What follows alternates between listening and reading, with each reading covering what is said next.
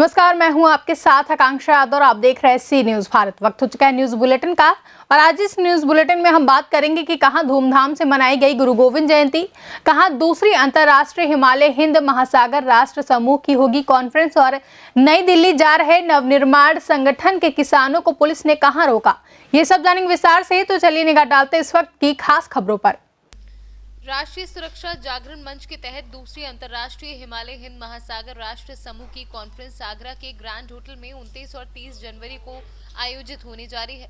राष्ट्रीय सचिव रजनीश त्यागी ने बताया कि कॉन्फ्रेंस में 5 देशों के एम्बेसडर सहित लगभग 30 से ज्यादा देश विदेश के वक्ता रखेंगे अपने विचार। वैश्विक शांति और विश्व सुरक्षा के लिए भारत की किस तरह अहम भूमिका बने, ऐसे मुख्य विषयों पर सेमिनार में मंथन होगा। इस दौरान एमपीएस ग्रुप के एमडी डॉक्टर ए.के. सिंह मौजूद रहे। जी, ये जो सेमिनार होने जा रही है, ये पिछली बार के अपेक्षा किस प्रकार भिन्न होगी, किस तारीख में हो रही है, क्या उद्देश्य है, ये संक्षेप में। पिछली बार 27-28 सितंबर 2019 में हुई थी, तो हमारा प्लान था कि इस बार भी 2020 में 27-28 सितंबर को ही करेंगे, लेकिन कोरोना काल था इसलिए हमने इसको डिले किया और अभी ये ट्विन मोड में है। सेमिनार से ज़्यादा ये वेबिनार है। 54 देशों के लोग अपने अपने स्थानों पर हमारे वक्ताओं को सुनेंगे।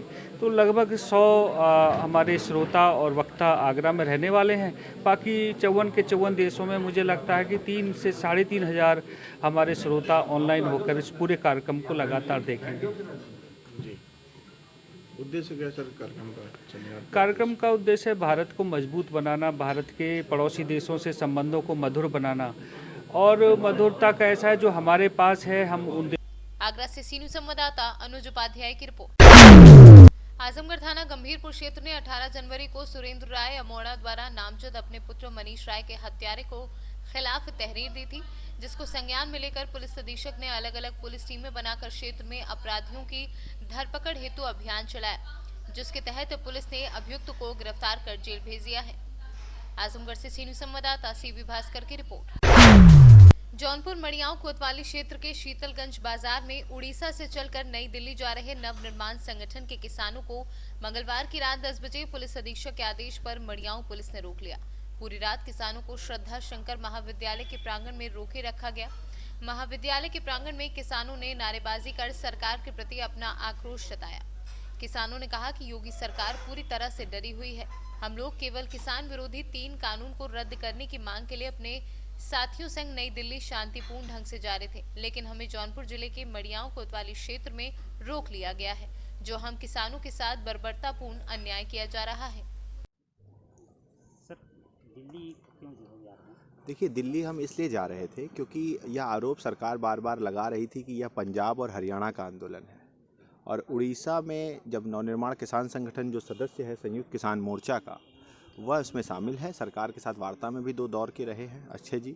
और जब हमने ये देखा कि आंदोलन जब तक आगे नहीं बढ़ेगा तब तक सरकार नहीं झुकेगी और वह टिकी रहेगी इस बात पे कि वो काले कानून वापस नहीं लेगी और एमएसपी की गारंटी का कानून नहीं बनाएगी, तो इसलिए उड़ीसा से हमने 7 दिन 7 राज्य और एक आवाज़ जय किसान, यह आवाज़ और यह नारा देते हुए किसान दिल्ली चलो यात्रा इसका नाम दिया है, क्योंकि नेताजी सुभाष चंद्र बोस के जन्म स्थान कटक से वहाँ के किसान जुड़े हुए हैं और उनका सपना था कि भारत में अंग्रेज जाएं और व्यवस्था बदले। वो व्यवस्था आज भी नहीं बदल पाई है, किसानों के हक में नहीं हो पाई है और सत्ता तो बदल जा रही है, बार बार व्यवस्था नहीं बदल रही। इसलिए जन जागरण करने के लिए, सरकार को दबाव में डालने के लिए हम यह यात्रा कर रहे हैं और यह यात्रा आज पाली सुभाषपुर, जो मेरा गृह जनपद है, गृह घर है, यहीं जिस विद्यालय में बैठे हैं, ये हमारे परदादा जी पंडित माता प्रसाद तिवारी जी के जो आज़ादी के नायक थे उनका स्थान है। तो हम यहाँ रुके हुए थे, हमारे घर पे यात्रा रुकी हुई थी। प्रशासन ने लखनऊ के रास्ते से अनुरोध किया है कि वहाँ से यात्रा ना जाए।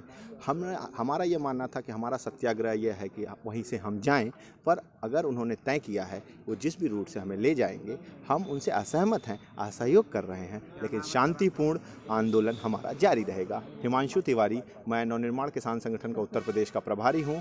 इस पूरे आंदोलन और इस पूरी यात्रा का संयोजक हूँ, उड़ीसा से लेकर दिल्ली किसान चलो दिल्ली चलो यात्रा, और सदस्य हूँ राष्ट्रीय संयुक्त किसान मोर्चा का, उसकी राष्ट्रीय टीम का। ये सर कहाँ जो है आप लोग जा रहे थे और क्यों रोका गया? देखिए, 15 तारीख से जो यात्रा निकली है उड़ीसा से, आज यहीं पहुंचा था। आज यहीं से निकलने का समय में डीएम और प्रशासन ने रोके और बोले जी कि आपको लखनऊ देकर नहीं जाना है, आपको दूसरी रूट में हम दिल्ली पहुंचाएंगे। हमने उनको वही बात बताई जी कि हमारा कार्यक्रम निर्धारित है और हम अहिंसक रास्ता से, गांधी का रास्ता से चल रहे हैं, सत्याग्रह का रास्ता में, इसलिए कोई डिस्टर्बेंस नहीं है। इसलिए हम अपनी कार्यक्रम जो पूर्व निर्धारित कार्यक्रम उसमें जाने दीजिए। उन्होंने बोले नहीं, उस रूट में नहीं जाना है।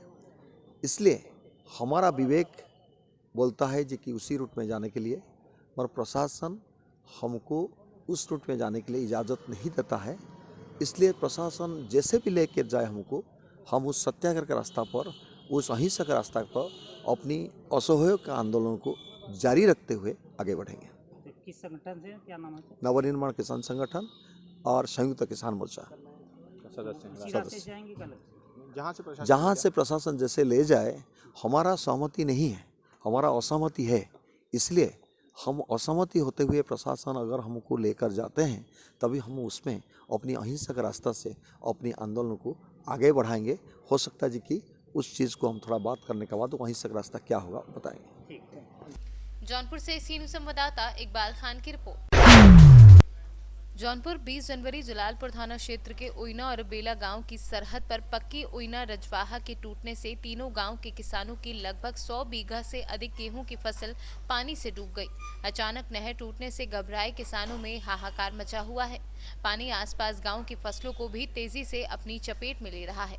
सूचना के बावजूद मौका स्थल पर अधिकारियों के नहीं पहुंचने से किसानों में आक्रोश है, क्योंकि उनके खून पसीने की कमाई गेहूं की फसल चौपट हो रही है। नहर को बांधने में जितनी देर होगी, पानी उतना ही क्षेत्र में फैलता जाएगा। करीब 9 बजे मेज लगभग 1 दर्जन मजदूरों को टूटी रजवाहा को बंद करने में लगाया गया है। नहर टूटने से पूर्व सांसद तूफानी सरोज समेत लगभग 2 दर्जन से अधिक किसानों की फसलें डूब गई हैं। ग्रामीणों के मुताबिक बेला गांव में पूर्व सांसद की जमीन है। रजवाहा के पूरब बेला और पश्चिम में ओइना गांव के किसान बहुत अधिक नुकसान में हैं। वहीं बेला गांव में पूर्व सांसद तूफानी सरोज, शिवशंकर सिंह, जगदेव सरोज, शिवप्रकाश सिंह, मंगला सिंह, पारस यादव आदि तथा ओइना में रामचंद्र यादव, सुशील सिंह, जीत बहादुर यादव, मान्यता सिंह, राजेश संतोष, नीरज समेत अन्य किसानों की फसलें डूब गई हैं। ये नहर कब की टूटी है? नहर रात की टूटी हुई है। कौन सी नहर है ये? कोयना राजवाहा रात को टूटी है। इससे कितना नुकसान हुआ है? नुकसान कम से कम नहीं तो 30-35 एकड़। 35 एकड़ कै बीघा? 30-45 मतलब 50 बीघा। 50 बीघा से ज़्यादा? 50 बीघा से ज़्यादा। कोई अधिकारी नहीं आया अभी तक? अधिकारी कोई नहीं आया। सूचना दी गई है उनको? सूचना तो दी गई। अच्छा, अपना नाम बताइए और गांव बता दीजिए। रामचंद्र यादव ओइना।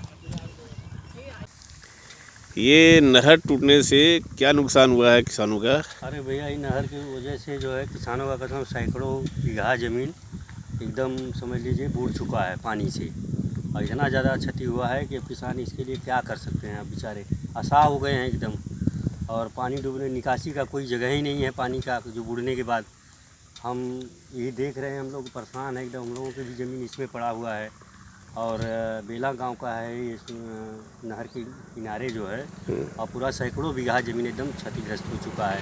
फसल एकदम नाश हो गया है। इसमें सरकार कुछ करेगी? मुआवजा मिलेगा आप लोगों को? अब सरकार आप लोगों के अब देखिए सब सरकार के ऊपर निर्भर करता है। अब सरकार क्या इसके लिए हम लोग गरीबों के लिए कर सकती है तो करे। हम लोग किसान हैं, असहाय हो चुके हैं। अब तो हम लोगों की तो फसल गई एकदम पूरा। जौनपुर से सी न्यूज़ संवाददाता प्रदीप सिंह की रिपोर्ट। हंडिया प्रयागराज विधानसभा प्रतापपुर के एमजीएस निकेतन इंटर कॉलेज प्रतापपुर में गुरु गोविंद सिंह की जयंती बड़े ही हर्षोल्लास के साथ मनाई गई।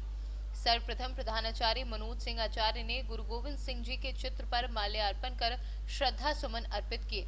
तत्पश्चात समस्त गुरुजन व छात्र छात्राओं ने श्रद्धा सुमन अर्पित कर अपने राष्ट्र पुरुषों को भावभीनी श्रद्धांजलि अर्पित की। प्रयागराज से सी न्यूज़ संवाददाता रणविजय सिंह की रिपोर्ट। फिलहाल के लिए न्यूज बुलेटिन में बस इतना ही। देश और दुनिया की तमाम बड़ी खबरों के लिए जुड़े रहे सी न्यूज़ भारत के साथ। हर खबर आपके साथ, आपके हाथ।